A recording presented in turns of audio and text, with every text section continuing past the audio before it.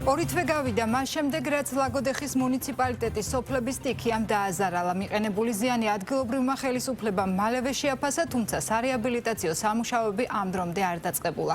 გარდა იმისა, რომ ადგილობრივებს საცხოვრებელი სახლები დაუზიანდათ, დაეხოცათ შინაური ფრინველი და გაუნადგურდათ მოსავალი, დღემდე პრობლემად რჩება სასმელი წყლით მომარაგება.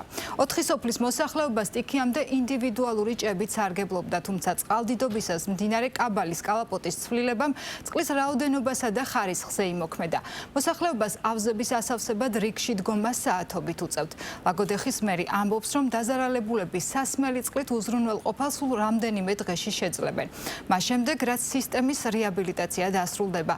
სხვა ინფრასტრუქტურის აღსადგენად კი სამუშაოების დაწყება სავარაუდოდ კიდევ რამდენიმე თვე დასჭირდება. ჟანა დიდებაშვილისა და ზვიად ყარაულაშვილის რეპორტაჟი ლაგოდეხიდან. აქამდე იყო წყალი, აი ხო ჩანს წყალი სადამდე იყო, აგი სველი სადამდე არის.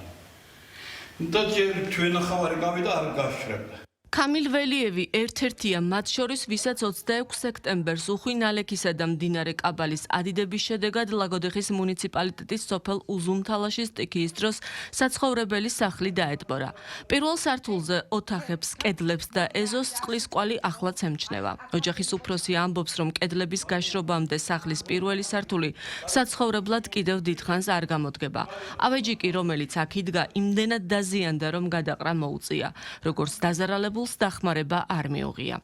მაგ ტელეფონში რაც ჰქონდა პირველ სართულში, აქ ცხოვრობდი, არაფერი აღარ დარჩა თქვენ, მაგრამ მაგი და ის კიდევ მეზობელ და მოიყვანე ჯერჯერობით. საქონელი მიიღო, ის ვიბოვნე საქონელი. ორი მოზერი მიიღო, წასული, ვიბოვნე ისინი. ცოცხალი ვიბოვნე ისინი. და რავი, ქათამი ვაფშე არც ერთი დარჩა. რავი, ისეთ რამეები რა, აი ვაფშე არაფერი არ დარჩა, ხო ხედავ თქვენ რაც არის. არავინ არ არის მოსული. ვაფშე არავინ. და ერთი ტრაქტორი მოთხოვნა მე მეთქე ეზო გასუფთავე და არავინ აღარაფერი აღარ მომცა და ჩვენ ხელით მეზობლები გასუფთავე. მას შემდეგ თვენახევარი გავიდა, რაც სტიქიამ კაბალში, უზუნთალაში, კარაჯალასა და განჯალაში ასობით ოჯახი დააზარალა. ასევე მნიშვნელოვნად დააზიანა ინფრასტრუქტურა. სოფელ უზუნთალაში ცენტრალური საავტომობილო გზის ნაწილი კვლავ ჩავარდნილია, ისევე როგორც დამცავი ჯებირები. მდინარის კალაპოტი მშრალია, თუმცა გასაწმენდი. მდინარე კაბალის პირას მცხოვრები მოსახლეობა ამბობს, რომ განმეორებითი წყალმოვარდნის შემთხვევაში წყალი საცხოვრებელ სახლებს დანგრევის საფრთხეს შეუქმნის. პირველ რიგში რომ გაკეთდეს ეს გზა, ჩვენი ის გზის მხარეც, აქეთ ეს ორი როგორც მახსოვს მე პატარა ვიყავი, ეს უკვე მესამე თუ მეორე წყალდიდობა. როგორც მახსოვს ეს მხარე ჩვენი გაკეთებულია ხიდიც, იქით ამ მხარეც. და ეხლა არ გვაქვს მეორედ საშუალება ამის კეთების.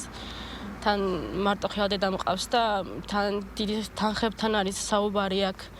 და გვჭირდება დახმარება, თუ მეორე წყალი მოვა, უკვე ჩვენ დავჩებით ღიათის ქვეშ. 1 მეტრო დაშა რა, სახლი ეს კარიერა არ დაანგრეს. ეფისებ. არავინ არ მოდის, რა ვიცი. ტრაქტორი უნდა, რას უნდა, არავინ არ მიეხმარებს. რა უნდა გავაკეთო, არ ვიცი. სად წავიდეთ, ვინ უნდა უთხრა. ჩემ მეზობელი ცოტა დაშა რა, სახლი არ დაანგრეს. დაზღეული თუ გქონდათ ის ორანჟერია? დაზღოლი არ ქონდა, მაგრამ რა ვიცი. დახმარება თუ მიიღეთ რამე სანამ? არა, არაფერი არ მიიღეთ. მე ხო ვიხარი, აი მოვიდნენ ტელეფონით. აიღეს სურათები. წავიდნენ და წავიდა. რანაირად გზა ნახე რა დღეში არის. ეს ცენტრალური გზა არიან, ეს უნდა მაის უნდა გაგეთა. ზევით კიდე ბევრი არიან, პირადად ჩემი შულის ორი სახლი არიან წყალის იქით. ამ ხევი ეგეთი ხევი არიან, რომ ფეხით მიდივარ, მოდივარ. მას ხიდი უნდა გაგეთათ, ან რაღაცა უნდა გაგეთათ, არაფერი გაგეთებული არ არის. სტიქიამდე სოფლის მოსახლეობა ინდივიდუალური ჭებით სარგებლობდა. ამბობა, რომ წყალდიდობისას მდინარე კაბალის კალაპოტის შეცვლამ და გვალვიანმა შემოდგომამ ჭების დაშრობა და სასმელი წყლის დეფიციტი გამოიწვია. თვეზე მეტია 4 სოფლის მოსახლეობა სასმელ წყალს დაბურღული წყაროდან იღებს. სხვადასხვა ტევადობის ავზების ასავსებად მოსახლეობას რიგში საათობით უწევს დგომა. Iki შემდეგ მოხდა ეს ამბავი, რასაც ხედავ ახლა პრობლემები არის 4 სოფელში არის ეს პრობლემები ყოველდღიური. არხებზე არც ერთი არხების განაუჟებში არ მოდის ტყეიდან რაც წყალი ჩამოდის არ მოდის. ის დიდი წყალთან მოდის კაბლის ხიდთან რასაც მოდის იმაზე არის. იმიტომ არ მოდის რომ ჩამოვალ წყალი. ყველას ოჯახში იქნება ჭაში შევსებული წყალი. არ არის. არ მოდის წყალი. დაახლოებით მე მჯირდება ტონა ნახევარი მე წყალი მე ჩემი ოჯახში.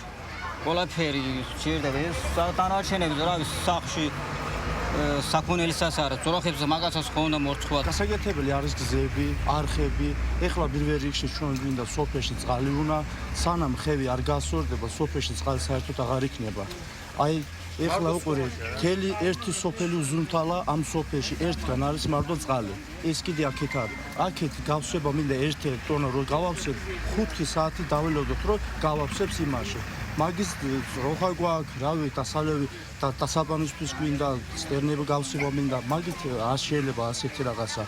განამარტო უზუნთალაში კი არა, განჭალიშაცია 4 სოფელია, 4 ასეა.